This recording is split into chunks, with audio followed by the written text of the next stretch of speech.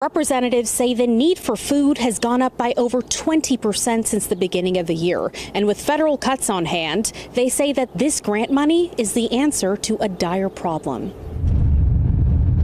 Yolo County, an abundant agricultural community, suffers from one of the highest rates of food insecurity across the state. The Yolo County Food Bank is also one of the several thousand food assistance centers across the country relying on federal funds to feed families experiencing hunger. The loss of that money puts thousands of local families dealing with food insecurity at greater risk. We have a general operating budget of $5 million, and $2 million of it got cut at the federal level. So we, on a monthly basis, are feeding 30,000 households, and there's 77,000 households in Yolo County.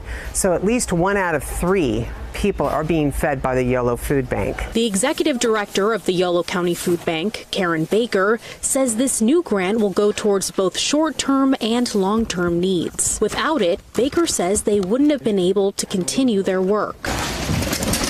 Kelly Siefkin is the Chief Philanthropy Officer at the Sacramento Region Community Foundation. The dollars will help 3 distinct programs here through Yolo Food Bank. The first one is the family food boxes. We're making sure that in the short term, 400 additional families will be receiving produce as well as shelf-stable food in Esparto and Winters. The second program will establish a study to determine what foods would be most utilized. And for the third program, Yolo Food Bank is establishing partnerships with farmers to grow, harvest, and donate back produce so that we can keep some of the beautiful produce that's grown here in Yolo County for all the residents. Dominic Bruno is the general manager of River Garden Farms, one of the local farms harvesting produce for the food bank. We're going to be growing tomatillos, and then that's something specific or kind of a one-offer that we're doing just for the food bank.